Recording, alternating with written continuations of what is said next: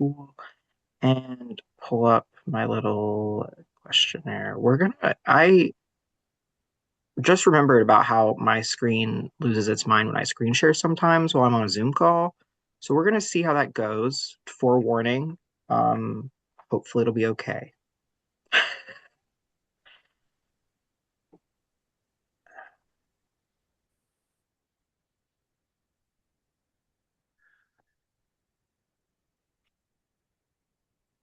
So I would like to lead us in some questions for those of you who were able to come to AppSee, which is, I think, most of the folks in this call at this moment.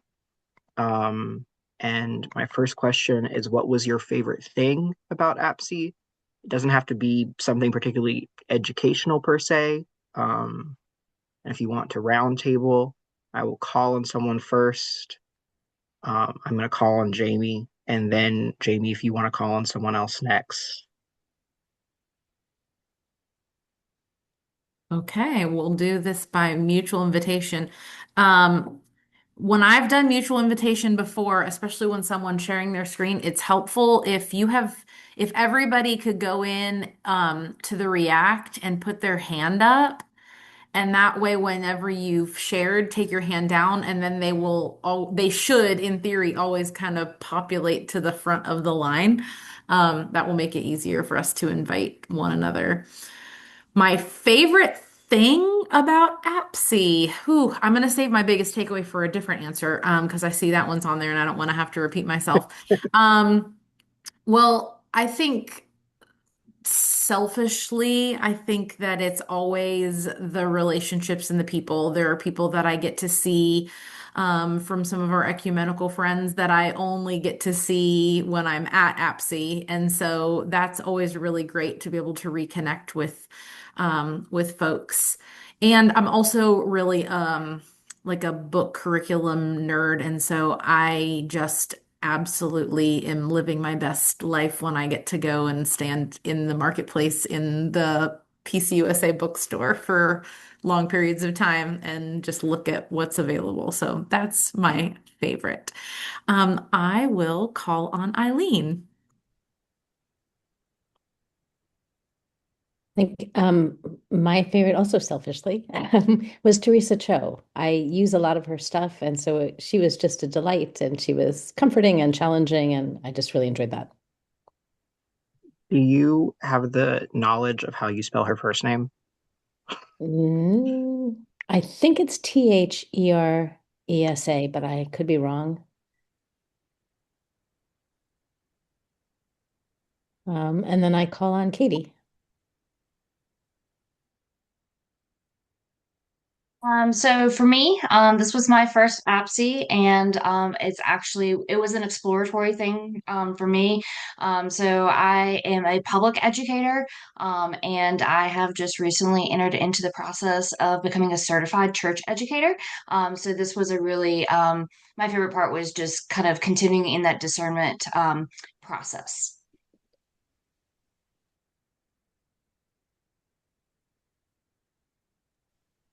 I'll call on Kat and Jeff. Goats. Yeah, goats. Goats. Yes, Done. for those of you who are not there, there were goats in There the were goats. communal area where they had goodies in the bookstore, and you could go and pet and hold a baby goat. But also on a more serious note, hearing this author Mm. speak was pretty profound for me.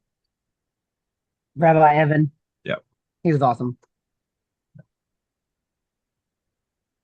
When I agree with Jamie, also hanging out with friends and especially getting to see some from the northern province we don't see on a regular basis. Well, heck, we didn't get to see that many in the southern province. It's been a hot minute since we're way out in Wilmington, but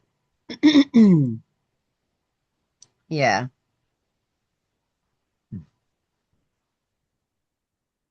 I still stick with goats. I was supposed to pick somebody else. We can't see. Hang on. Who's next? I don't even know. I think Michaela is next. Michaela. Tag, you're it. You stole mine, Cat. I was gonna say goats. Literally, Everybody can love the those goats goats. made it into my pastoral report for January. So like, yes. Um, so another tick for the goats being a worthwhile investment for Apsy. Um, but I think also for me, things that I found really helpful, um, or just enjoyable. I also loved the marketplace. I ended up getting two different books from there, neither of which I have one of them here at my house, but otherwise the other one ended up in the office. This one was about ancient Israel and Judah. The other one was about people of the parables, I think was that title. Um, and then I attended a workshop that I just uploaded the slide deck for in that um, APSI share out Google Drive on writing curriculum. Um, and so also adapting curriculum. We kind of talked about both things. And that was a wonderful workshop. It was one of the longer ones. So it was the first one I did. It was through two blocks. And I'm really glad that it was that long. It needed to be that long. It could have been even longer. Um, but that was really well done. And the slides that they had are really thorough. So hopefully, even if you weren't in the room for that workshop, if you want to go into it and kind of see a little bit more, I hope you'd be able to follow it pretty easily. So yeah. And then seeing folks, certainly friends from both provinces, getting to connect with people. That was wonderful. I'm sorry, Michaela, did you say who led the workshop that you did, the longer block? Let me see if they put their name. It was by two people. Um, Let me see if their name was on, I forget. They might have it on the slide deck. Beth Harrington Hodge and Melissa White. Thank you. No problem. And then I'm supposed to pick somebody. So then I will say Joyce.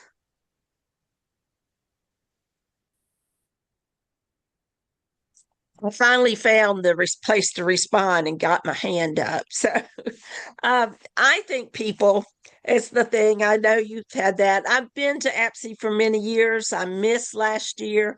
So there are people I went to school with. There are people across the country that I've worked with when I was doing a lot of the leadership with APSI. And I got to have for the last several times my roommate from Union had she roomed with a lady from her church, but we were able to room together, and so it was a lot of catching up time, and that was wonderful. I did find workshops that I enjoyed, but it was just fun to be around and be with people mostly.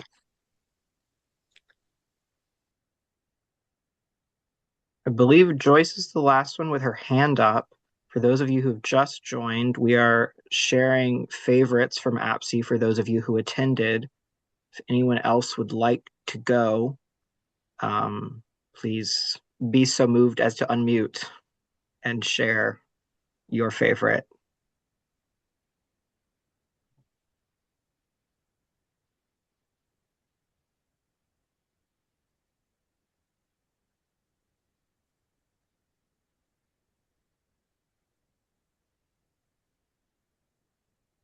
Can someone hear me? Yes, I can hear you now. Um, I really enjoyed like being new to faith formation and new in this role. I agree. I just loved being with everybody. And it was also good just to kind of get out of Dodge and get out of a normal environment. I don't know. I think you just see ideas differently in a different space, and I appreciated that. I did really enjoy the keynote speakers a lot, like everyone mentioned.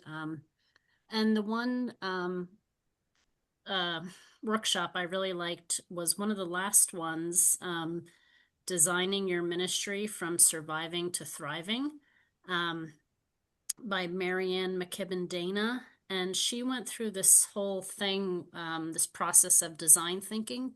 And I really loved it, and I thought it could be useful to congregations to kind of go through a problem solving process when trying to really think about anything or new ministries. Kind of before you commit to anything, it's kind of a way to test things out, and gauge interest. And I thought that was really useful. I want to read more about that and maybe apply it in my new work. I thought it was really good. Thank you, Lainey. Is there anyone else who attended APSI and would like to share something that was their favorite, but not necessarily an educational takeaway?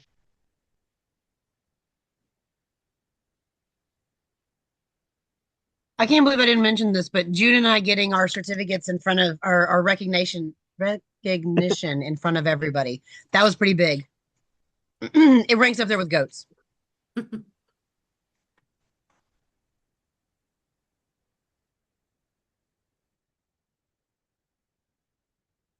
feel like I'm Lovely. a little late to the party, but in terms of a couple of mine and San Levi, I will send you stuff. I just haven't had that opportunity to do that with last week's travel. No worries. Um, but I think the two that really stuck with me was while I always am a little bit hesitant with the ones that kind of feel like they're a pitch for a product. Um, I still appreciated the content. Was the one about mentorship in churches.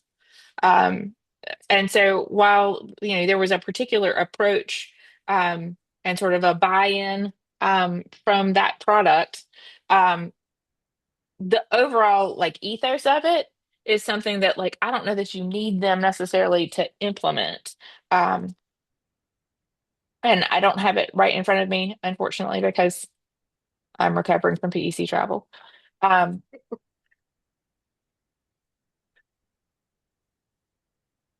just to have folks in the local congregation think of and name the people who have been mentors for them in their spiritual journeys over the scope of life, not just like we usually think about it. Oh, this is a great idea during confirmation, um, but they were looking at it more holistically, which I really appreciated. I know I wasn't the only one that was in that workshop. Um, but anyway, some of my takeaways that are not, hey, let me contract with this, um, was just that concept of, particularly in churches where, more and more folks under a certain age don't really have a village. And sometimes their peer group is not really in a position to be their village. How are we intentionally pairing people in the life of faith with others who have some kind of a like significant key characteristic that pairs up with another person with that key characteristic that's perhaps at a different stage of life, who can be a companion, who is, willing to commit to checking in on some kind of a regular basis and having some kind of a like intentional commitment to and for one another. Um, Again, I'm sitting in a congregation right now where I don't have a significant cluster of elementary age children. I don't have a significant cluster of, youth age children. I don't have a lot of folks in their 20s and early 30s.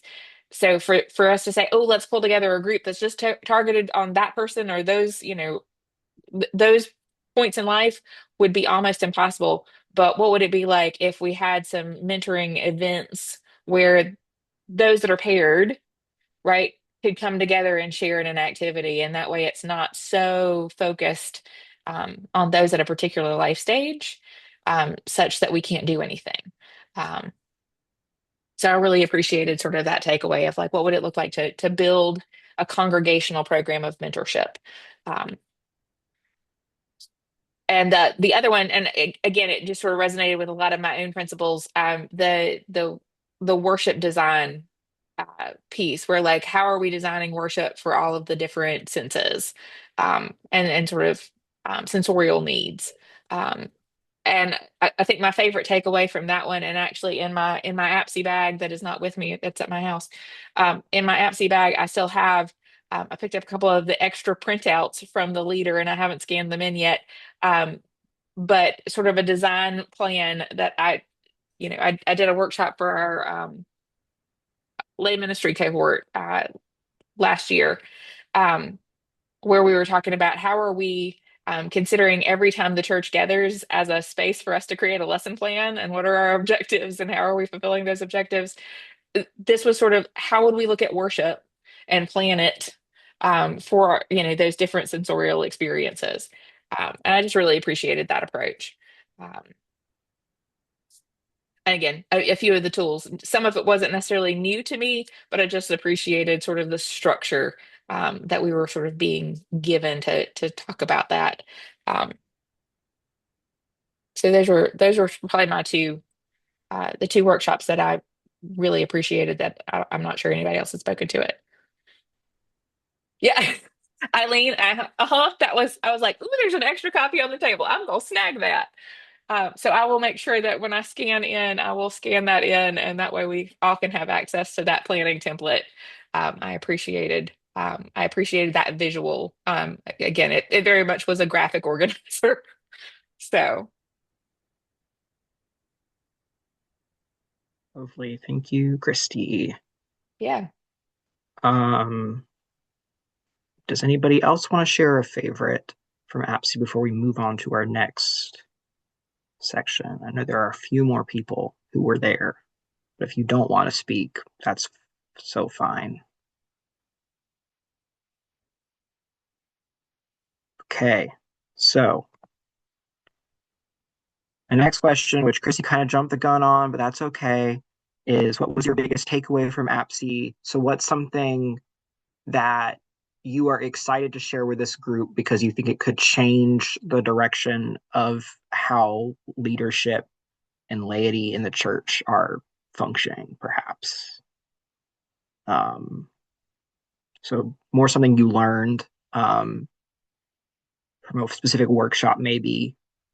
Uh, and I know this is a bigger question, so I'll give everybody a moment to think. But just like last time, whoever feels so moved first to speak, you are welcome to, and you can call on someone from there. I would encourage you to use the hand raising feature if you are familiar with how to do that. If not, you go to no. You should have a reaction button. It's different on my screen because I'm hosting. There's a reaction button on the bottom line of black bars, I believe. Yes. Okay. Eileen, would you like to start us off? Oh, You would think by now I would remember to unmute, but you'd be wrong. There were two things. One, in one of the workshops where the presenter said that Sunday school during worship was an abomination to the Lord. I just really liked that because my experience is we have taught children how not to be in church. And so our kids have learned that really, really, really well. And yeah, so it's helpful as we are in a spot where we're going to be transitioning what we do just out of necessity to have some reasons other than we don't have enough children during that block to have Sunday school to actually have there's a good theological faith formation reasons for that. The other was I went to one on confirmation and hearing some support for doing a retreat, just a confirmation intensive. Not like the Eastern District has occasionally done confirmation retreats that sometimes happen-ish. They haven't been consistent enough that I've been able to use them in planning my programs. But they were talking more, churches with great giant resources that take 30 kids for a week long at their camp facilities. And then other churches that have much different resources doing a 1 week intensive with confirmation kids, and then maybe doing some other things, service or mentoring around. So that was really helpful. I know that Sue Koenig has used that model at Easton First, but helpful to have some other support for it. And people, just also helpful to hear that everybody is having to tweak everything with confirmation because all the things that worked before don't work very well right now, at least with our kids' schedule. So those are probably two of mine. And then Jamie.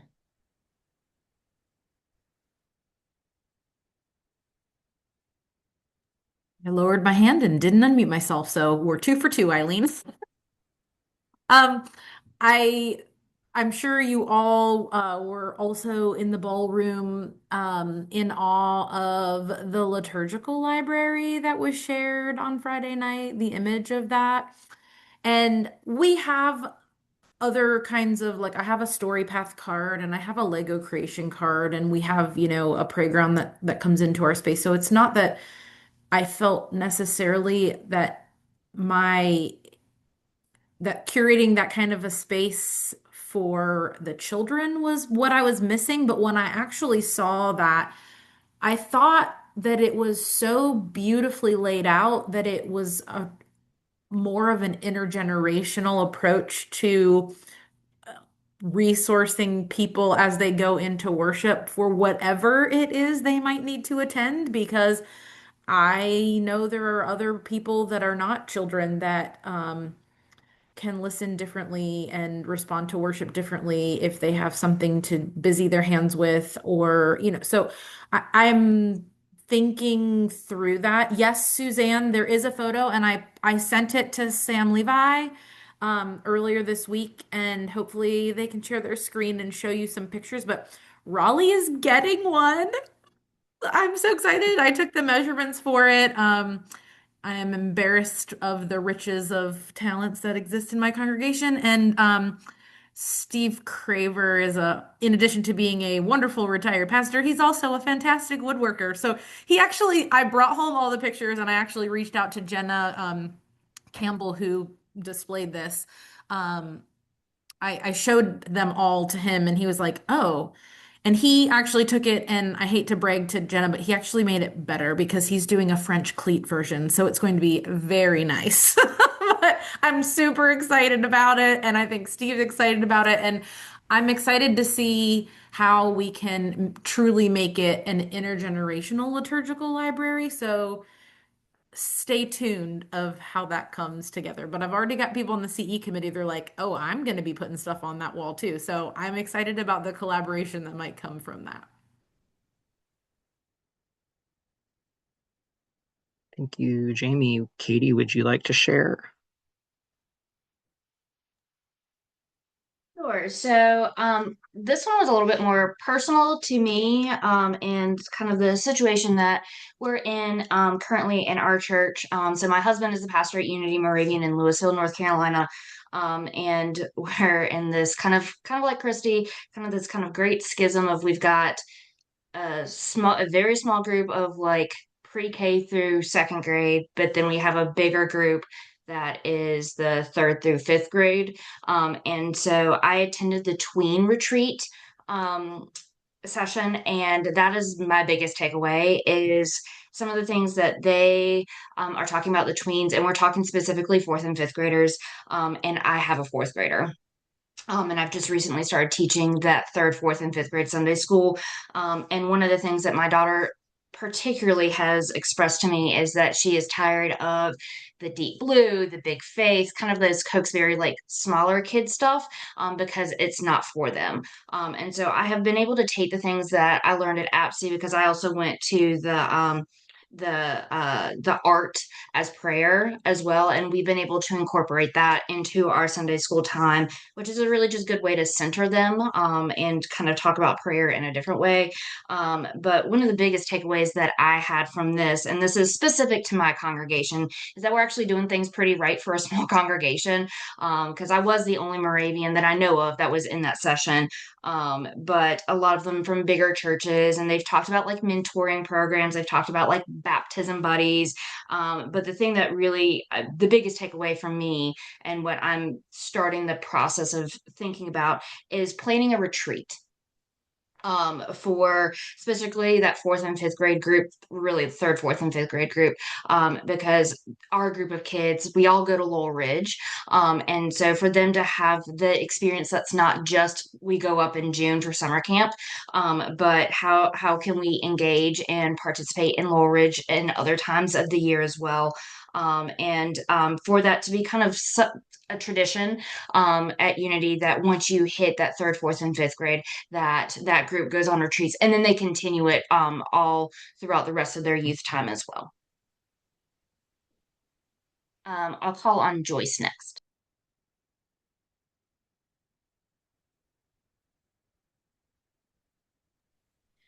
Okay. There were a couple of workshops that I took that made me think of, as a retired educator coming home, and things I can do in our congregation. I will say one, it had a horrible name, and it was something about talking about death or looking at death. I think Sam Levi was in that one. I don't know if anyone else was. But that was, I have taken 3 workshops on this kind of topic of how to prepare for that senior time in your life, of who's taking care of what, and what paperwork do you need to do, and how do you need to talk to your family about where you want to be buried. We just went through that because our family always thought we'd be buried in Salem, and we were discussing that we would be buried in God's Acre in Raleigh, and they're going, don't talk about that. And so I'm going, well, it's important. So I've talked with Fran, our pastor, and we are hoping to work on that, to get some resources to come in, to try to walk through how to set that up. I think Suzanne said they did it when she was there as the associate pastor. So anyway, we that was a very good workshop. I don't know that they have anything online, and I don't know that they actually gave any I mean, they gave us some books, but I don't think we can't send those along. But that was a very good, helpful kind of thing. With that, if we get it together, and if you want us to share what we've done, let us know, and I can send it, and it could be posted. The other workshop that I took, it was talking about welcoming congregation. So one of the things I have been very aware of is our seniors, and I feel like I'm on the younger side of our seniors. We've got lots of 90-year-olds in our congregation, which we're very fortunate. But looking at how is the facility welcoming? Well, I thought that's what I was going to, but it was really on how do you welcome the gay community? And that was extremely helpful. So what it was talking about, and they used the words like gay and queer, and I was told you don't use the word queer, but I'm going, okay. But so anyway, what they were saying is, in your on your website, in your bulletin, anything you put out, if you're using languages like welcoming congregation, they said you really need to be very specific, because who is welcome in that? And so you name the various groups of people that you're welcoming. And so they're very much on that. And they talked about the bathrooms very much, and talking about who's comfortable. If you identify as a female but you're physically not, are you welcome in there? And so they talked about how do you make it single stall bathrooms and that kind of thing. And so one of the things I've looked at is how do we get people with wheelchairs and walkers in the bathrooms? So their conversation about that sort of dovetail with my concern about for our seniors and that kind of thing. So it just made me think a lot. I've sort of taken on rearranging some pews in the sanctuary, and I guess I'll ask for forgiveness, but trying to make room for wheelchairs. On Christmas Eve, I ushered the last 2 years, and this past year we had 4 wheelchairs come in, and we only had places for 2. And so fortunately 2 people said, oh, I'll transfer to the pew. So I'm really working on, so next year we don't have to,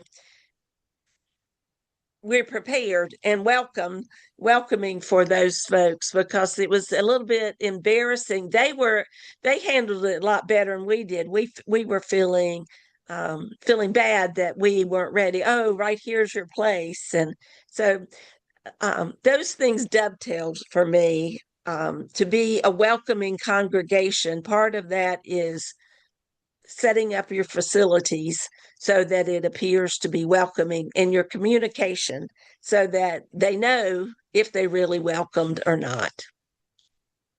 And I can't see anyone, so who's next? Kat, have you and Jeff shared where y'all went to workshops? Nope, we haven't. We can share. I mean, here's a surprise. We went to the same workshops together. Um, we so we went to one that was not your grandmother's VBS. It was not that good. It was not about Vacation Bible School at all. Or it kind of, but it was literally exactly the same thing we've been doing. They just get old people to feed the young people. So what's revolutionary about that?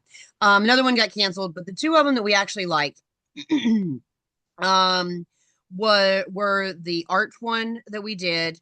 And the takeaway I took away from that, as being a public school teacher and working with multiple subject areas. I actually went back and talked to my art teacher about using mixed mediums through, like, during the class, and having, like, intentional thought behind it. We can't obviously have prayer in public school, or promote that or whatever, but saying, hey, let's have more of like a meditation moment while you're working on your on your artwork.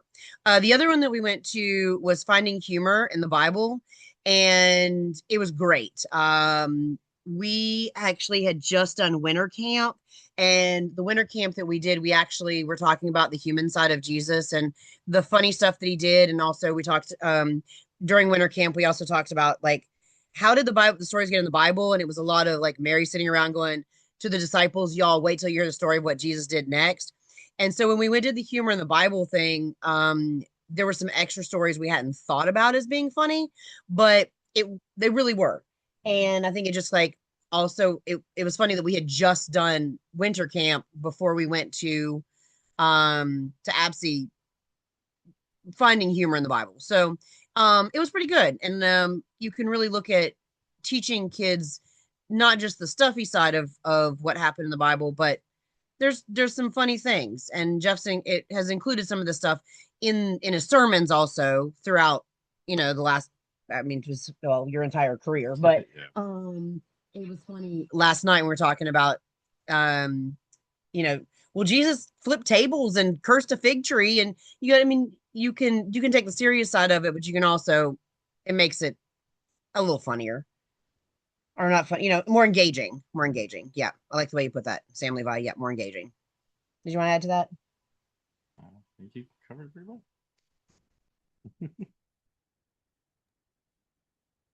Thank you, Kat.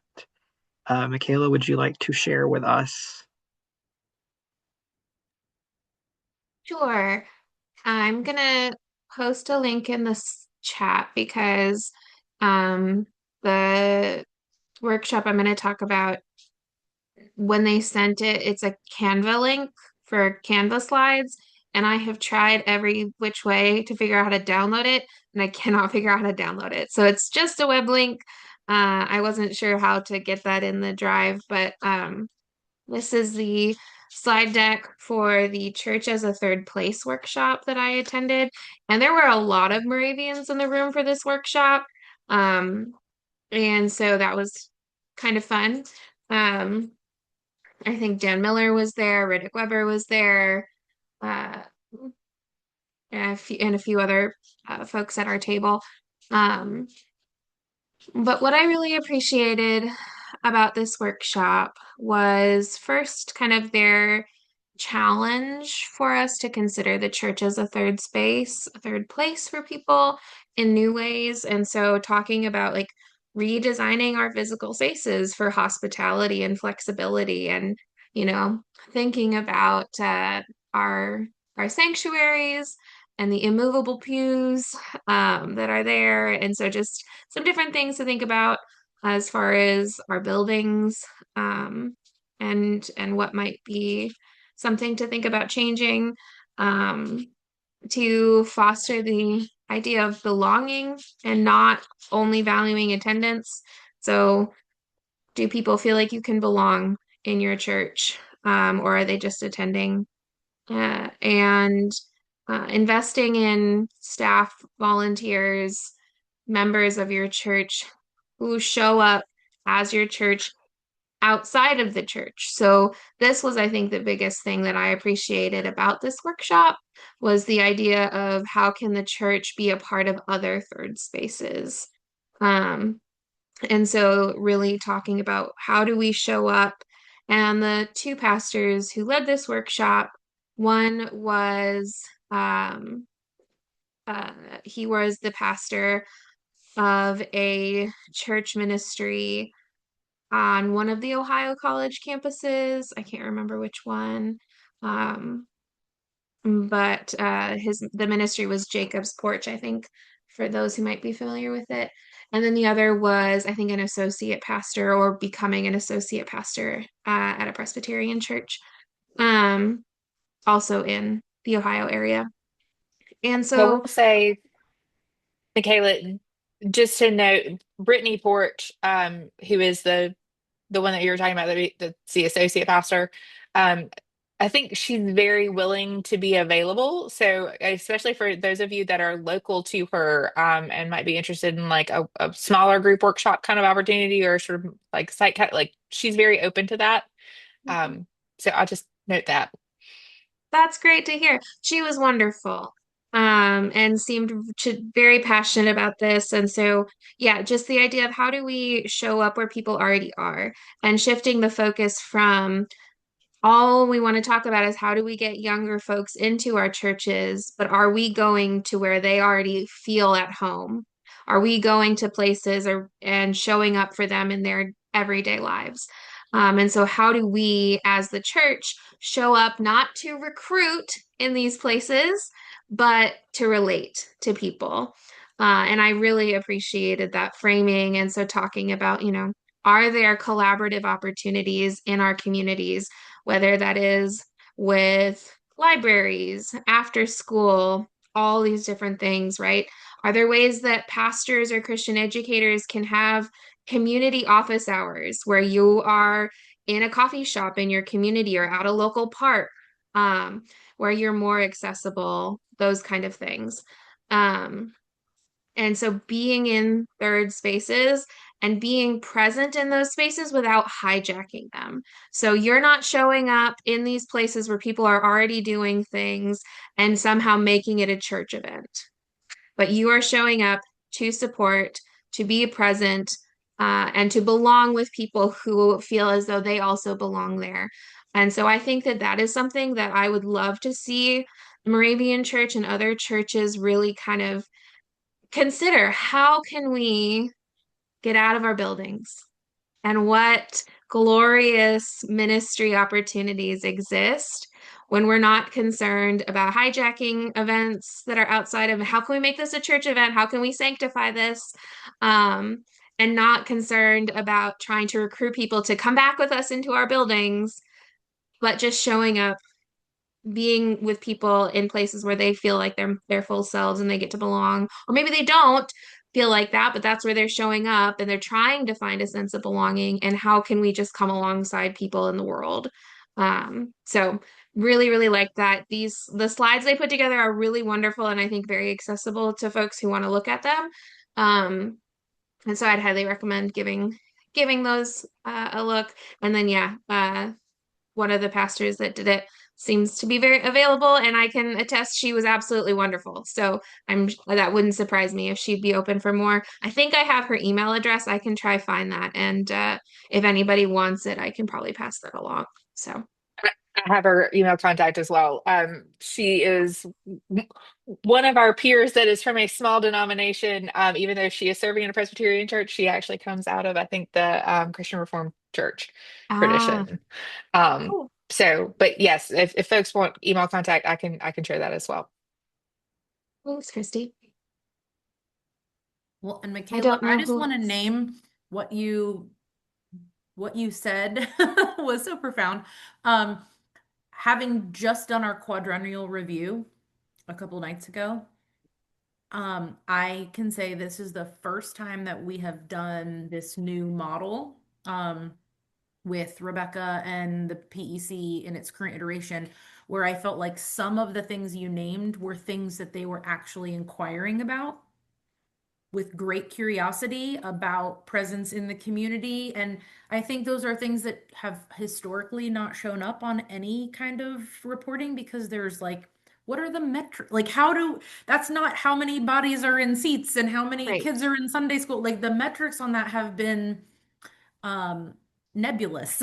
So Mhm. I just wanted to say, well done for that being something that I think is now being tracked and followed and Good. encouraged. Good. That's exciting to hear. Thanks, Jamie.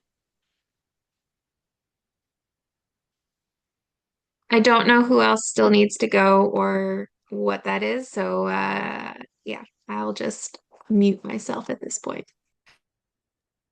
Um, Anyone else would like to share? So welcome you at this point. If not, we can move along. Does anyone else jump in to share a big takeaway they had? Okay, wonderful. So, my final big question of us for the evening is what is something that's going to change immediately what you're doing in your context?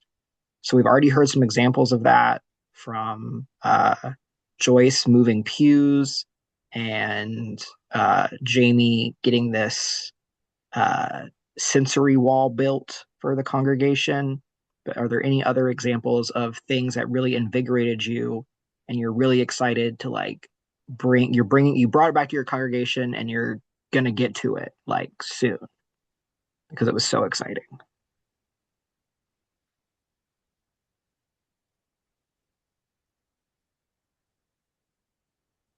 Legitimately, we don't have an implementation plan yet, but the mentorship piece is definitely a direction that I know I'm having conversation actively with my CE committee folks one by one as we speak. And I suppose honestly, there's a third spaces conversation that I'm having with the staff of our childcare. We realized with some of the recent winter weather and the ways that that impacted like schedule and sort of highlighted some parent disgruntlement in wanting more days because the families don't have villages. I was like, so how can we become your village? Um, so again, just how can we sincerely like do that? Because again, that lack of a sense of village um, for a whole generation or more.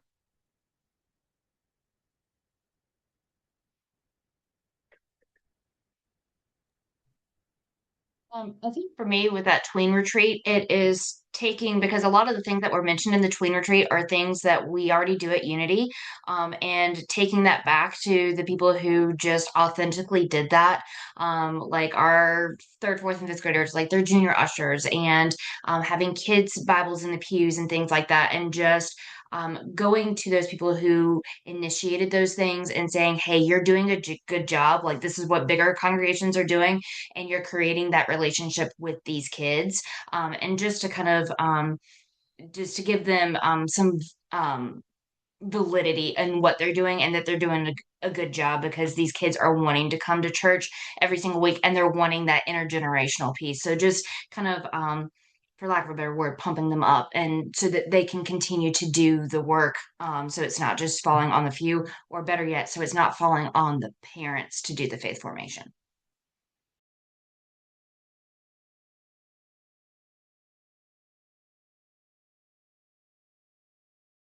June, you've raised your hand. Would you like to share?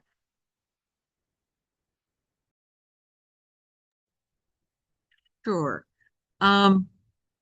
What got me really excited was the art as prayer workshop, especially since we have been talking at Trinity about doing some linger longer activities after church. And I'm trying to get one on our calendar before summer, doing an artist prayer workshop. Just out of curiosity, what kind of art are you hoping to do? Or is it going to be open to whatever people have with them?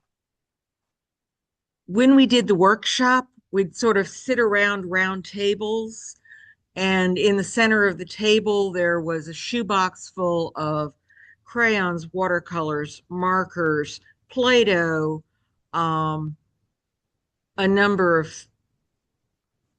things that you could do while sitting. Because I have a number of people in my congregation who do fiber arts that are very portable, I'm going to try to get word out that if they want to bring them, that would be also a creative thing to do while praying. Lovely. Thank you for sharing. June, I don't know if you're up for a field trip, but I think through next week or the week after is at the North Carolina Museum of Art, which is like a block away from Raleigh, is the Esther in the Age of Rembrandt exhibit. And it's supposed to be stunning. And they have a lot of how Esther has been portrayed throughout history in art. I'm hoping to get to go before it closes, but maybe you could take a field trip. I'm kind of limited right now because we've got this puppet show that on the other side of the room, Trip is building scenery for. And then 2 days after the puppet show, I'm having surgery on my knee. So I have limited, hopefully, it will stay up maybe to the end of June. I think it's going away soon, bad I news. think it's done like in a week or two. It's been up for a couple months. Michaela, would you like to share with us? Sure. I don't know if so the thing that I was thinking about with this question specifically kind of took me back to the writing workshop that I was a part of. And so I try to write a lot of curriculum for Calvary. We're a smaller church, so anywhere that I can pinch a few pennies and not have to purchase expensive curriculum, or ask people to try and like figure out how do you adapt a different curriculum into a Moravian context and that takes a lot of effort, that takes a lot of training, takes a lot of work. I try to come up with different things for us. Specifically, right now, a lot of it is more in the adult education, just because that is the context of my congregation is primarily adult faith formation. Um, and so something that I found really helpful when it comes to either writing or adapting curriculum, they really kind of centered this workshop on the idea of the propositional teaching method over kind of like a goals and objectives teaching method. And so this information is all in the slide deck that I uploaded to the shared Google Drive. But the propositional teaching method works as kind of saying, what truth do we need to understand about scripture or a specific theme? How is this truth demonstrated? And why is this truth important to our faith, our church, our community, and our world? And so you're going to structure things around that. So a propositional teaching thing could be saying something like, God is our fortress through which we are sustained so that we are sustained in life and in death. So kind of like moving through those rhythms. And uh it works a little differently than say goals and objectives. Um, like goals and objectives, kind of more traditional curriculum style. And I've lost there it is. So a teaching proposition is more focused on than a list of goals and objectives. So instead of kind of having this overwhelming, we want people to learn these 20 things from this lesson or these 10 things, we're kind of focusing in on one thing and exploring that. Um, and so yeah, that was just helpful for me as I'm kind of writing up some new curriculum that is kind of going to hopefully help my folks understand how do we read the Bible and address biblical literacy, or rather biblical illiteracy, give people some practical tools for how do we do this. So as I'm working on writing that for folks for hopefully next year, this was just really helpful as I'm kind of in that early stages. So yeah, if anybody else writes curriculum or has to heavily adapt, I highly recommend going through that slide deck. They had some really great information. You, Michaela, does anyone have any other big things they were excited to take home with them? I just put it in the chat. I don't know if it's a big thing or a little thing, but I am aware, as you know, when June was talking about art, we do a lot of responses to art, but we don't. I want to do more engage. Ooh, sorry, something just fell over. A cat. Sorry. I want to get children engaging more with looking at art and like learning to tell story and make understanding like what choices did the artist make when they made the people sit this way or whatever about the art. And that's not always easy to do with children, and Bible stories in particular, because there's a lot of children's Bibles that don't have great representation in their artwork, or the artwork is like so wackadoodle that it's like distracting to the story, in my opinion. Um, and then the stuff that you like, Esther in the Age of Rembrandt, a lot of the newer stuff, renderings are under copyright, so your ability to reproduce it becomes so. I just put that children's Bible in there because I think it's one of the few that is the artwork is really beautiful and diversity of people representation, but also done in a way that um, doesn't distract from the story and lets kids kind of make inferences about what's going on in the story. Um, and it's sort of like an Ezra Jack Keats meets Eric Carle in terms of it's like different textures that have been cut out and like layered on top of each other, and then obviously it's a one-dimensional rendering of the picture. But I'm really impressed with the artwork in it, and if for no other reason, I think it's worth purchasing for the art stories. It's 53 stories, and if you're wondering, and there is a curriculum piece called Kidlit that you can purchase that goes with it. But it's honestly just a standalone, really beautiful children's Bible. Thank you for sharing, Jamie. Um, at this point, I would like to invite folks, if there's just anything else you want to share that you learned or were really excited about or feel like could benefit the group, to speak up now. And I will take notes on that, and then we will bid each other adieu.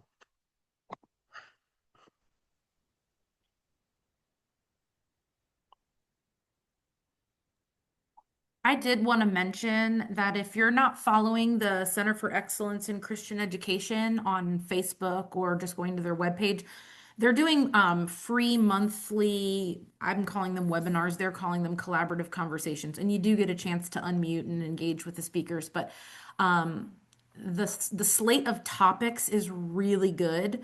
And they're recording all of the sessions. So you can go to their website. I'm so sorry, y'all. These cats are driving me crazy. They're just knocking things over all over the house. Um, last month's was about how best to engage with a children's moment or a children's sermon if that's part of your worship service. The one that was today was actually the author of this book talking about art and children and children's literature and how to build meaningful connections for them. And it will be recorded. It usually takes 24 hours for them to post them. The one that is slated for March is a panel of theologians, interpretation experts, and I think two or three different authors of children's Bibles. And they are going to do a panel discussion on what you should be looking for and what choices and questions to be asking when selecting Bibles for particular age groups and needs of children. So it's going to be a really worthwhile thing. Like I said, you don't have to watch it live. You can watch it recorded later, but go to the Center for Excellence in Christian Education's website and take advantage of those free resources.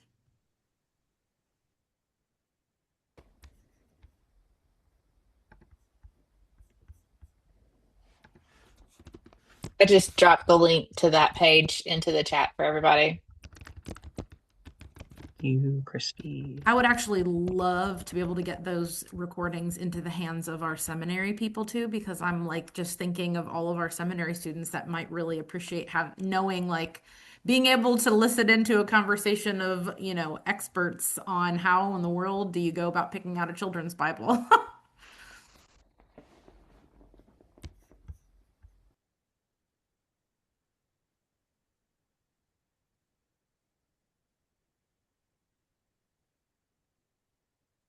Would anyone else like to share anything else they took away from our time at APSI together with the group before we part ways? Christy, were you speaking a minute ago? It looked like you were on mute. Yeah, I just realized that I was. I was just going to say, in context of what Jamie was highlighting there, I don't see the most recent, like I don't see the February It was today, so post it's yet. not I up know, yet. like, yeah. But what I will say is, if you go to that page, you do see the recording and the handouts from the January one are already up. So, I mean, as they come out, but they're right there on that same page and in a really obvious place at the bottom of the page. So I stay tuned know on for, the panel for March, Lib Caldwell, who was one of the co-authors for the Growing in God's Love, is yeah. one of the authors. I believe Ted Hebert, who was one of the CEB translators, is going to be on that panel. There were a few other big names dropped, and so I think that's going to be a really worthwhile discussion to listen to.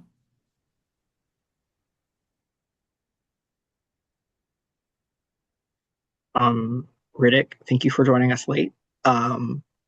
If you would like to so share, I welcome you. Our questions were, was there anything you learned at APSI that you are going to immediately bring back to your congregation or context?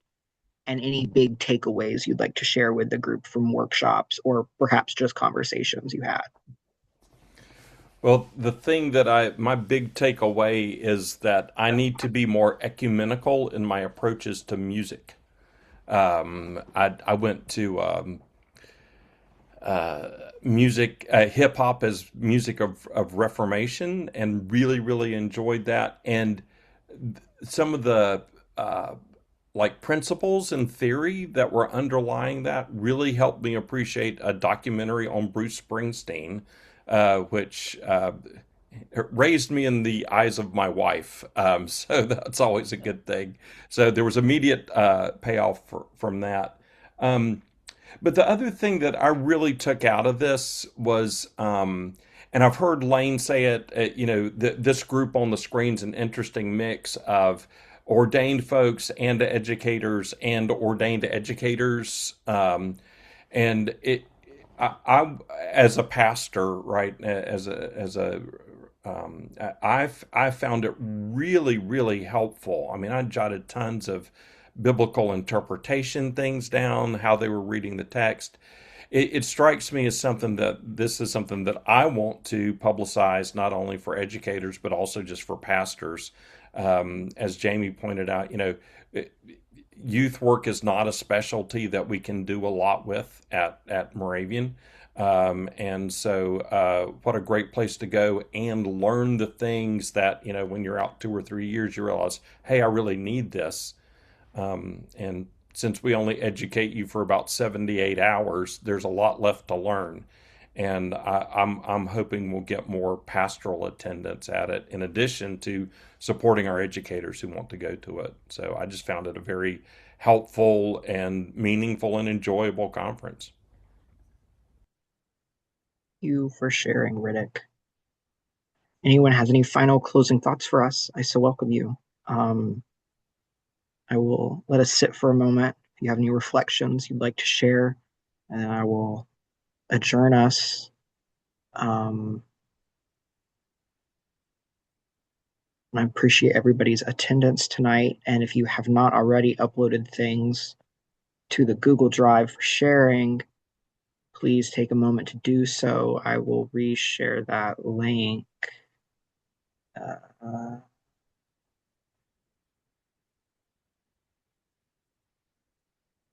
In the chat.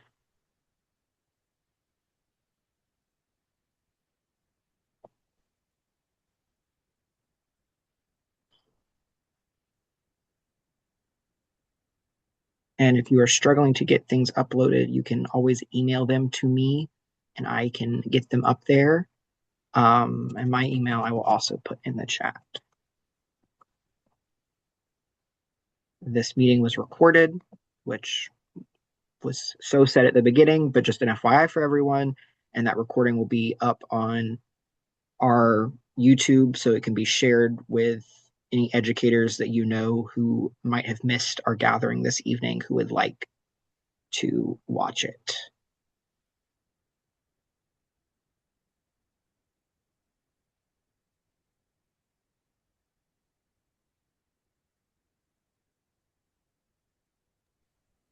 I know not every one of us is in the Southern Province, but I'll dangle the carrot that if you are and you are able to attend the Ministry Association meeting in March, we're hosting it at Raleigh, and am inviting the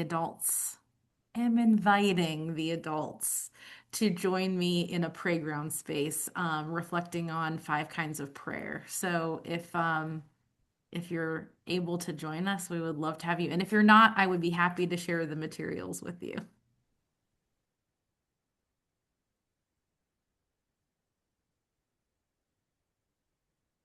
All right. Thank you so much for coming, everybody, tonight. It was lovely to see you all and to reflect together. I hope you have a lovely rest of your evening.